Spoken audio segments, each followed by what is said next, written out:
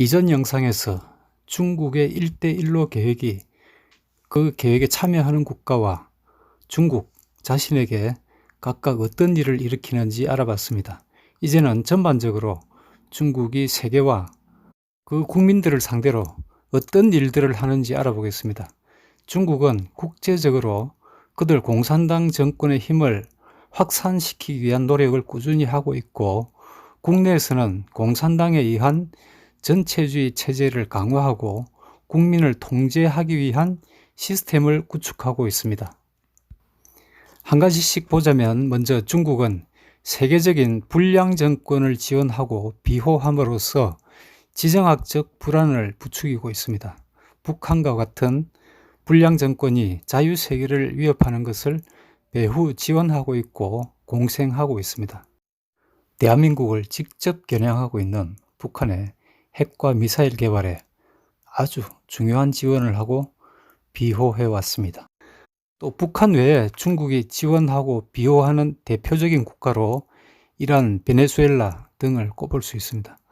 중국은 지금까지 베네수엘라에 500억 달러가 넘는 차관을 제공해서 전체주의 마두로 정권을 비호해 왔습니다. 또 이슬람 과격 테러 단체 하마스도 중국이 지원하고 있는데, 여기에는 함께하는 나라가 시리아, 북한, 이란, 베네수엘라, 파키스탄, 러시아, 터키, 이와 같이 세계적으로 한마디로 골치 아픈 국가들이 함께하고 있습니다. 두 번째로 해외로 향한 무력 팽창 시도를 들 수 있는데, 1대1로를 이 범주로 보겠습니다. 다만 1대1로 계획을 통해서 부채의 덫 외교를 추구하는 것은 이미 언급을 했기 때문에 여기서는 일단 제외하겠습니다. 남중국해 모래톱 섬 위에 군사기지를 건설한 것은 명백히 군사적 팽창을 시도하고 있는 것입니다. 또 스리랑카의 한반도타 항구를 전에 언급을 했는데, 중국이 군항으로 사용할 것이라는 우려가 있었는데, 스리랑카 정부가 그런 일은 허용하지 않겠다고 한다는 보도가 있었습니다. 과연 어떻게 되는지 아직은 알 수 없습니다. 지난 7월 22일 가디언지에는 캄보디아의 한 해군기지에 중국 군대가 주둔할 수 있도록 하는 협정을 중국과 캄보디아 정부가 비밀리에 체결했다는 보도를 했습니다. 캄보디아의 훈센 총리는 부인한다고 하였습니다. 남중국해에서 중국의 인민해방군은 미군의 자유항행 훈련을 물리적으로 방해를 해왔고, 2018년 말 작년 말에는 중국의 한 장성이 미국 항모를 격침시켜서 많은 미군을 죽여야 한다는 주장까지 하기도 했습니다. 세 번째는 선진국으로부터 기술과 지적재산권을 탈취하거나 도둑질하는 것입니다. 특히 미국으로부터 많은 우려가 나오고 있습니다. 이미 중국은 전 세계 전자제품의 90%가 거쳐가는 서플라이 체인의 허브가 되어 있습니다. 이것이 서방의 취약점이라고 할 수 있습니다. 중국이 관심을 가지는 주된 기술은 첨단 로보틱스, AI 등 전자기술뿐만 아니라 생명공학에까지 이르고 있습니다. 미국에서 생명공학 관련 연구자가 간첩 혐의로 추방된 일까지 있습니다. 중국에 투자하는 서방 기업들에게 중국의 기술 이전을 강요하기도 하고, 정보 취득이나 간첩 행위를 화웨이 같은 기업을 통해서 했다는 짙은 의심을 사고 있습니다. 네 번째, 세계 각국에 중국의 협력자를 만들기 위한 정치 공작을 하고 있습니다.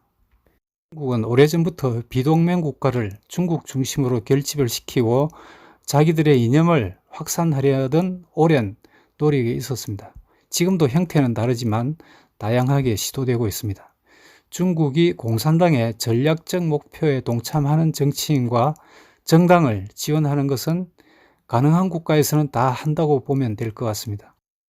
미국에서도 마찬가지입니다. 작년 2018년 중간선거에 영향을 미치기 위해서 미국 신문에 반트럼프 광고를 하기도 했습니다. 광고를 교묘하게 기사 모양으로 만들어서 했습니다. 그런 광고는 주로 트럼프와 공화당의 중요한 표밭이 되는 주 또는 산업에 집중이 됐었습니다. 특별히 대만에 대해서 어떻게 하는지 한번 알아보도록 하겠습니다. 대만을 외교적으로 고립시키기 위해서 저개발 국가에다가 압력을 넣어서 대만과 단교하게 하고 중국만 인정하도록 공작을 하기도 합니다. 중국은 대만에 대해서 협박하기도 하면서 긴장을 조성하고 그 반면에 친중국 인사를 대만 정권에 진입시키기 위한 시도를 하고 있습니다. 대만 여론을 그들에게 호의적으로 그리고 하나의 중국을 선호하도록 하는 방향으로 유도하는 그런 시도를 하고 있습니다. 최근에 로이터 통신이 보도한 바에 따르면 중국은 대만 내 언론에 의도적으로 중국에 대해서 호의적인 기사를 만들어내게 하고 돈을 준다는 겁니다. 한편으로는 협박을 하면서 한편으로는 이런 시도를 하고 있는 겁니다. 이 대목을 들어보면 특히 우리 대한민국이 주목해 봐야 할 부분이 있다고 생각합니다. 중국이 대만에다가 이런 일을 한다면 한국에는 할 필요를 느끼지 않고 있을까? 한국 언론에 대해서 어떠한 시도도 하지 않았다고 볼 수 있을까? 대만도 그렇지만 중국이 이 나라의 여론에 그들에게 유리한 방향으로 유도하는데 힘을 쓰는 것이 어디 언론 분야뿐일까 하는 생각이 드는 겁니다. 언론에 관해서는 지금 한국의 메이저 언론에서 중국의 반칙적인 행태를 비판하는 논평이 얼마나 나오는가를 보면 짐작할 수 있다고 봅니다. 또 제도권 정치인들이 미중전쟁에 관해서 어떤 견해를 표시하는가를 보면 짐작이 가능하다고도 봅니다. 다른 나라 예를 들면 6월 28일 VOA는 심지어 네팔에서 네팔 정부가 언론에다가 티벳과 관련해서 중국의 비판적인 보도를 하지 말라는 압력을 가한 사실이 있다는 것을 보도했습니다. 미국에서도 반 트럼프 광고를 하고 있는 중국인데 북한과 대치하고 있고 중국이 커다란 이해관계가 있는 한국에 을 포함해서 정치권, 지식인 이런 분야에 무슨 일이든 시도할 가능성이 충분히 크다고 봅니다. 한국에도 공자학원은 여러 대학에 있는 것으로 알고 있습니다. 비밀스런 공작이 아닌 것으로 공개적인 행동으로 대한민국에 대해서 어떤 행패를 하고 있는지 알아보겠습니다. 과거 서해에서 우리 어로구역을 침범해서 불법 조업을 하다가 단속을 하면 깡패같이 대항하던 어선들 지금은 없어졌는지 보도가 없어서 그런지 정말 없는 건지 모르겠습니다. 그리고 사드 배치에 대해서 비열한 방법으로 보복을 하던 일을 잊으면 안 됩니다. 롯데마트 그리고 여행금지 이런 일들이 있었습니다. 이 일들은 한국인들이 스스로 돌아봐야 할 일도 됩니다. 중국으로부터 그렇게 속절없이 당한 적이 오래되지도 않았는데 일본인 전략물자 수출 관리를 강화하겠다는 조치에 대해서 정부가 선동하니까 그게 발맞춰서 일본에 대해서 반일 감정을 부풀리고 일본 제품을 불매 운동하는 거 이런 거는 우리가 돌아봐야 될 일입니다. 지난 6월 29일 밤에 그리고 7월에도 베이징 시내 한복판에 한국 기업 현대자동차와 삼성전자의 광고판을 사전 통보나 보상 약속 없이 철거하기도 했습니다. 중국 공군기가 우리의 방공 식별구역을 수시로 침범하기도 했습니다. 국제 여론이 있고 한국이 미국의 동맹이기 때문에 이 정도에 그치는 거 아닌가 하는 생각이 듭니다. 그리고 문재인이 중국에 더 굴욕적인 자세를 보임으로써 더 빈번해진 거 아닌가 하는 생각까지 듭니다.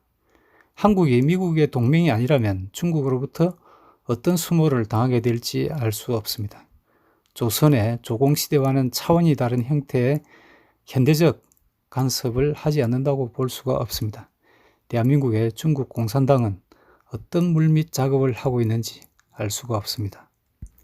마지막으로 중국 국내에서는 어떻게 내부 단속을 하고 있는지 알아보겠습니다.